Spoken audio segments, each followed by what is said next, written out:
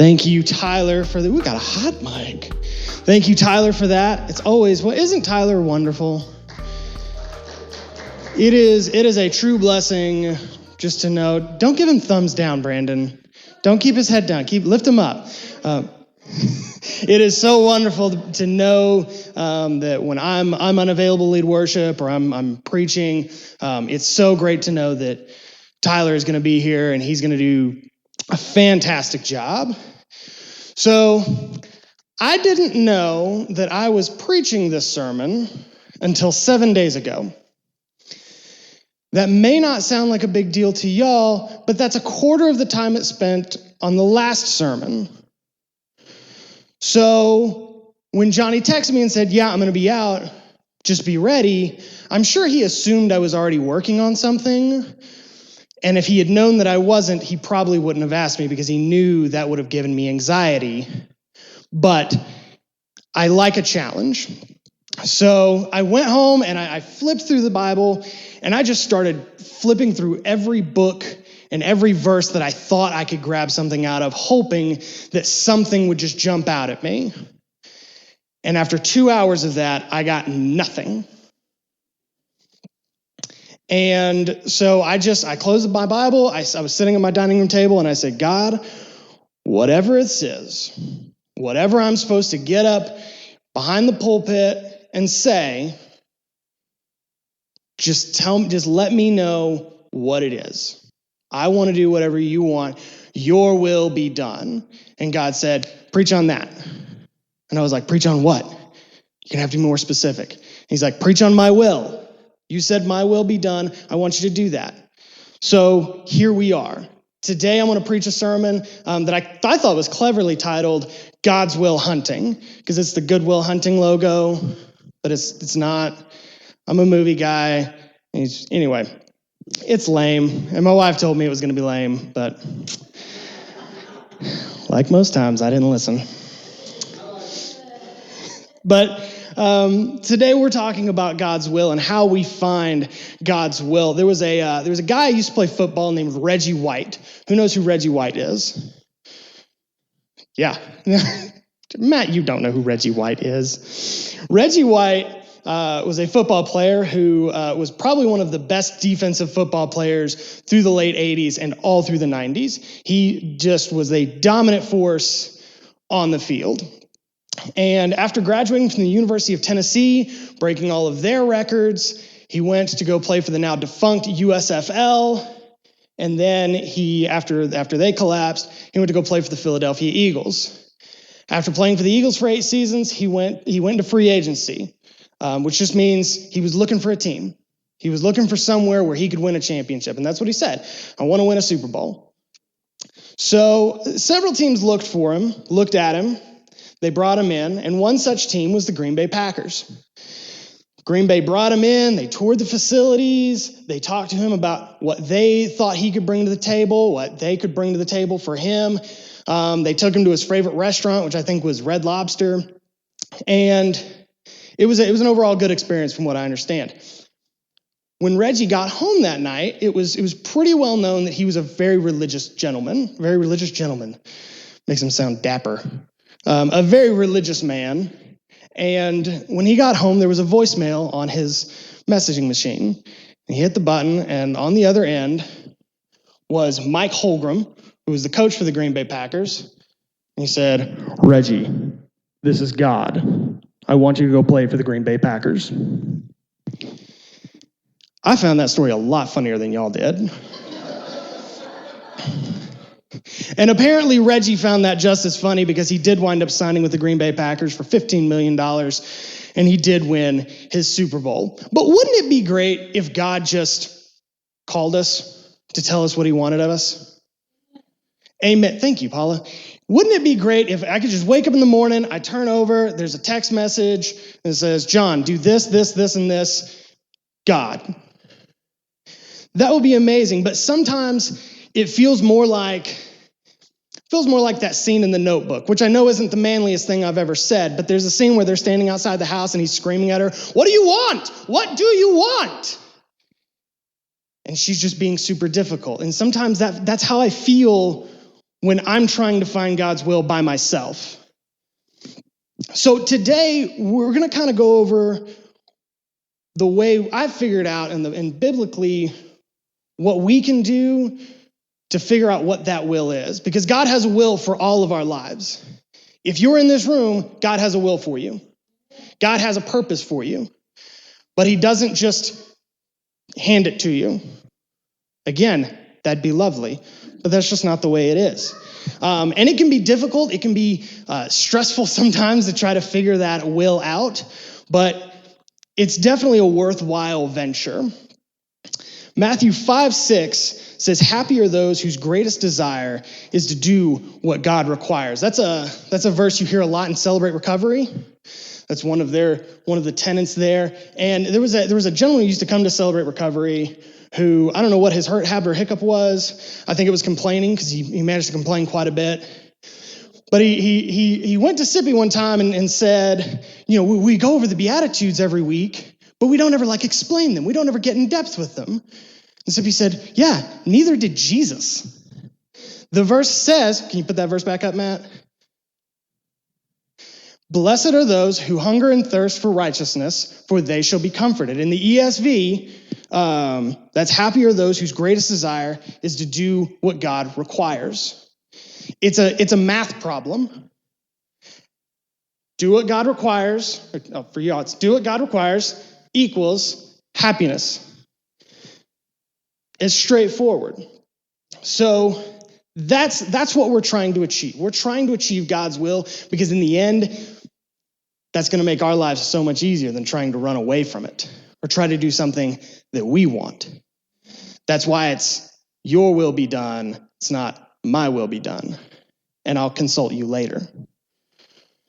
So the first thing that we have to do when looking for God's will is we have to seek God. And that's pretty basic. I'm not giving you any curveballs today. I'm not throwing you any strong doctrinal type points. Seek God. Matthew 6:33 says, "But seek first the kingdom of God and his righteousness, and all these things will be added to you." We write the song. We remember the song. Johnny asked me one time, he's like, I want to do this song for the service because it goes along with the point that I'm making. Do you know the song? It's like, Johnny, everybody knows that song. Seek ye first the kingdom of God. Anyway. But it seems simple, right? If we want to do what God requires of us, why not ask him?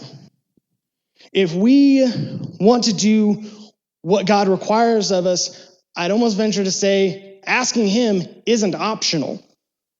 We don't really have a choice. I am so sick of seeing Christians doing the Lord's work when it's very obvious they didn't consult him.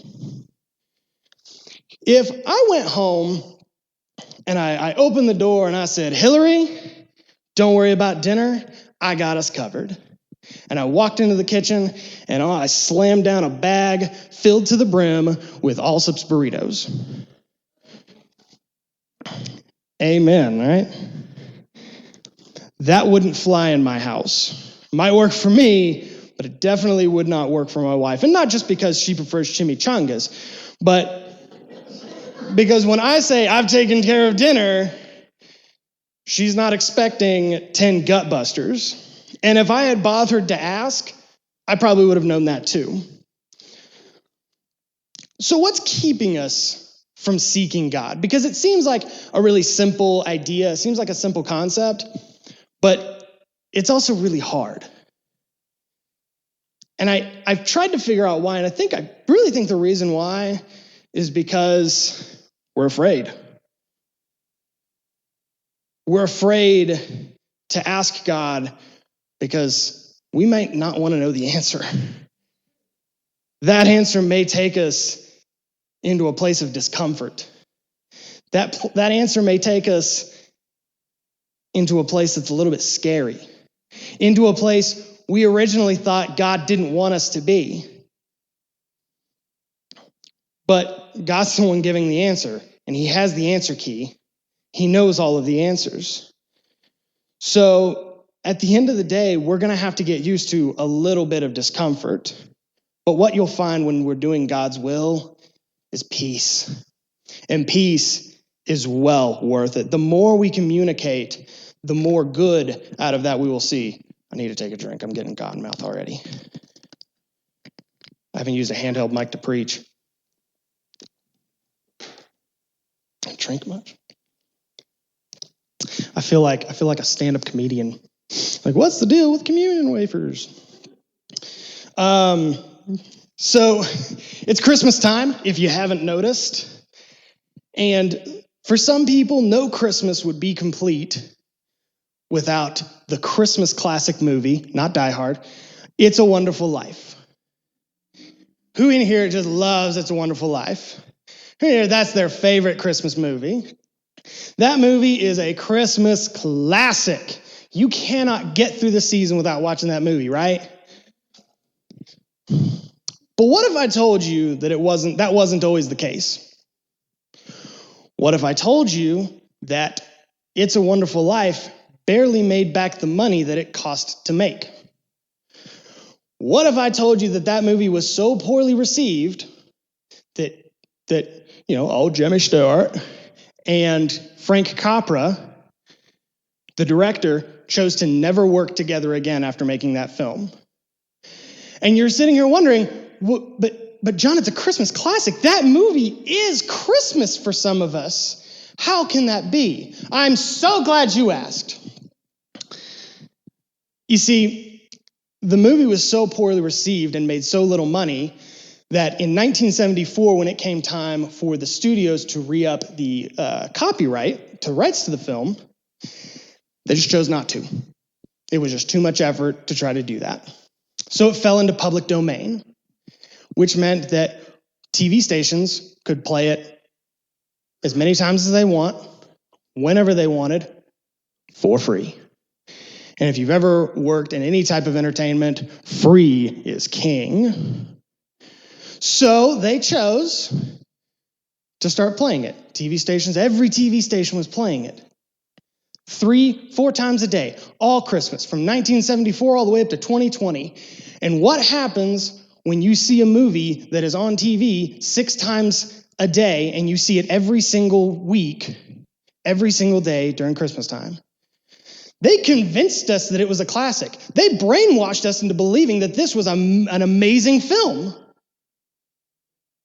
In the same way, maybe not being brainwashed, but in the same way when we communicate with God more and more, and when we go to him over and over and over again continually, that programs our brain so that no matter what, we go to him. We find his will in our life. We find his purpose for us. John Piper says, "It is a myth that man in his natural state is genuinely seeking God. Men do seek God, but they seek him not for who he is. They seek him in a pinch as one who might preserve them from death or enhance their worldly enjoyments. Sometimes, naturally, our inclination is to only seek God when we're down here. But if we seek God when we're right here, and we start seeking him daily when we're right here, then really the only place to go is up. We start seeking him more when we're up here. And God's will takes us way up here." Jeremiah 29:13, "You will seek me and find me when you seek me with all your heart." We have to first seek God. The next thing that we need to do is seek godly advice. Seek wise counsel. In Proverbs 11:14, "Where there is no guidance, a people falls, but in an abundance of counselors, there is safety." Full disclosure, I'm a moron. Thank you, Matt. I needed that. As Forrest Gump would say, I'm not a smart man. So left to my own devices, I probably just wouldn't have made it. But my plan with most things is to seek people who are better equipped, who maybe have done these things before, and just follow their lead. A few years ago, Hillary and I had taken the youth to camp. We were in Glorieta, New Mexico, right outside of Santa Fe. And I had an opportunity to go in town with some other youth pastors, and we had dropped some kids off for something, and I think we were going to Walmart or something. And I got a call from my wife, and she was letting me know that her niece had just given birth, and the baby, to no surprise, tested positive for several different illicit substances. And so naturally the state takes the baby away in that situation, trying to find placement. The state wanted to do family first. They wanted to try to find a family member that could take the baby. And Hillary said we were probably the best option as far as family. And she wanted to know what I thought. A couple of pieces of key information. Hillary and I had only been married for about 8 months at that time. We lived in an apartment probably about the size of this stage. We cooked on a hot plate, not 2 hot plates because that would throw the breaker. And this was a placement that could last anywhere from 2 months to 18 years. So a big decision for me to make on my way to Walmart. And I told Hillary my hesitations. I said, I'm not sure if I feel comfortable with this. And the people that I was with had tried to give me this thing about if I have the ability to help, why wouldn't I? Which was them using something I said earlier against me, but out of context. I hate it when that happens. But I was hesitant, and I don't think anybody else in this room wouldn't be hesitant about something like that. But I got back to camp, and I found another youth pastor, a guy from Bushland. And I remember a conversation he and I had about him and his wife had just adopted. He was a little bit of an older gentleman. And so I pulled him aside. I told him the whole story, and I told him my hesitations. And he said, you know what? You're right. You can't do this. You're financially not in a great place to do this. Your home is not near big enough to do this. You've only been married for a few months. Your wife and I are, you and your wife, anyway. Your wife and you are still trying to figure out how to be married, still trying to figure out who each other are. You're right to be hesitant, and this does not sound like a good idea for you.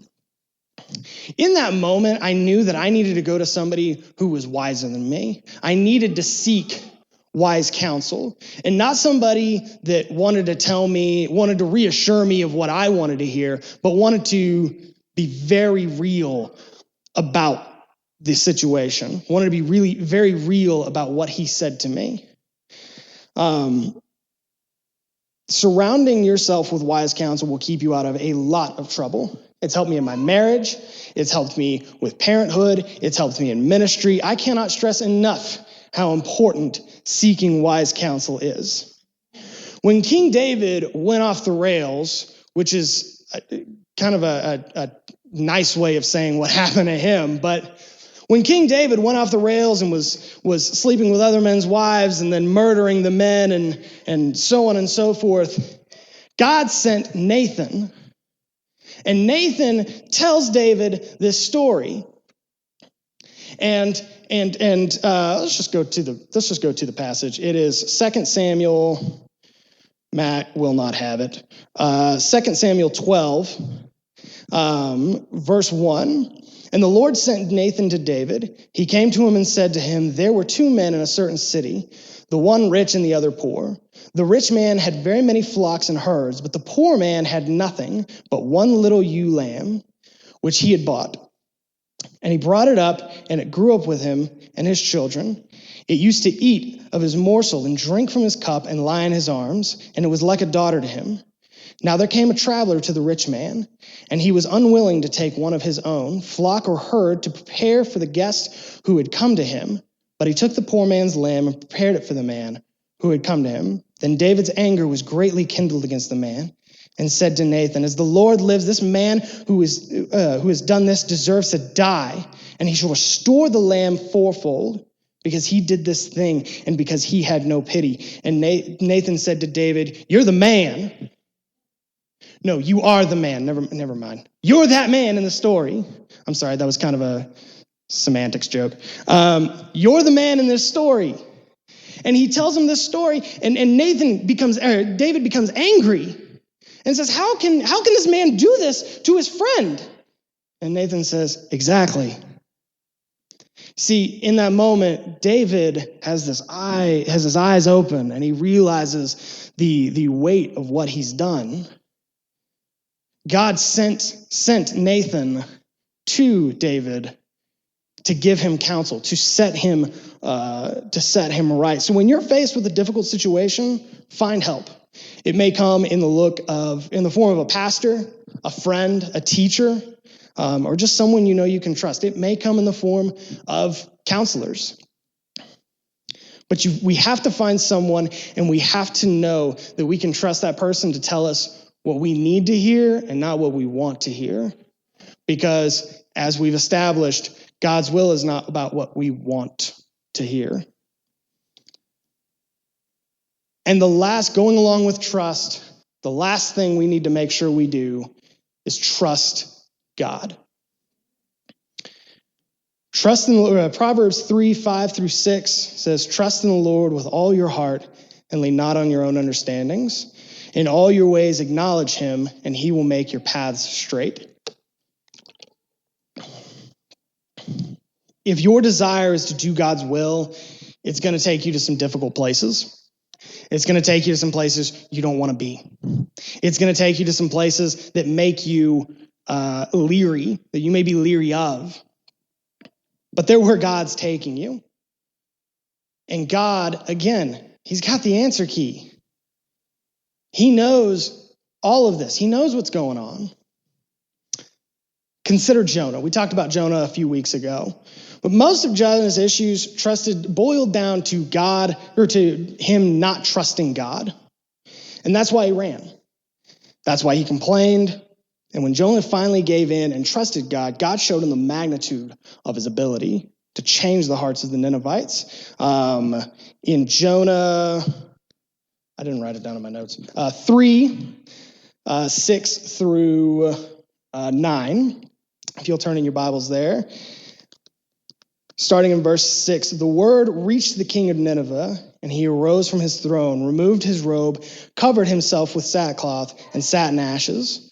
And he issued a proclamation and published through Nineveh, by the decree of the king and his nobles, let neither man nor beast, herd nor flock taste anything. Let them not feed or drink water, but let man and beast be covered with sackcloth, and let them call out mightily to God.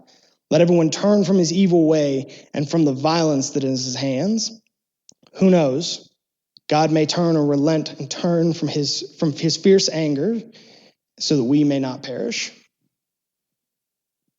When God told Jonah, "Hey, I need you to go to Nineveh and preach to the Ninevites," Jonah said, "Well, they're not going to listen, and I don't want to go." And so he ran the other direction. And God put him inside of a fish, straight to Nineveh. And when he finally got there, and the whole time, I can only imagine God is talking to Jonah saying, if you will just trust me, we wouldn't have to go through all of this. If you would just do what I'm commanding of you, you wouldn't have to get on a boat and then be tossed off of that boat and into the mouth of a fish so that I have to take you with a fish across the ocean to Nineveh. If you would have just gone, we could have avoided this whole thing. But once Jonah gets to Nineveh and he finally gives in, what happens?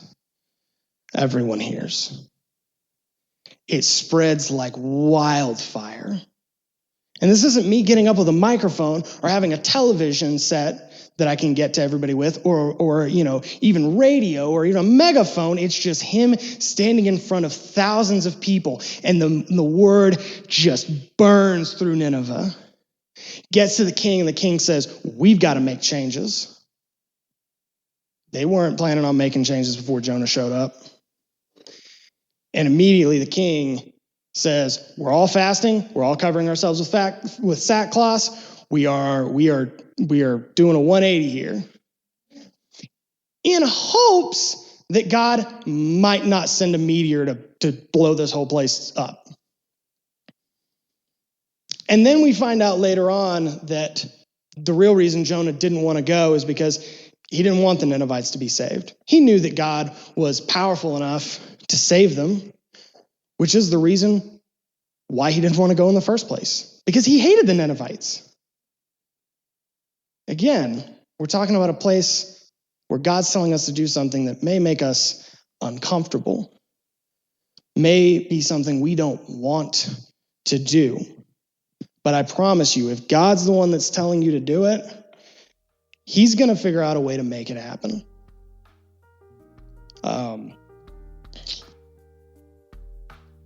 After all is said and done, if we don't trust God, it's because of our own understandings.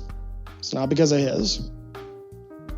It might be scary, it might be uncomfortable, but you just have to trust the process.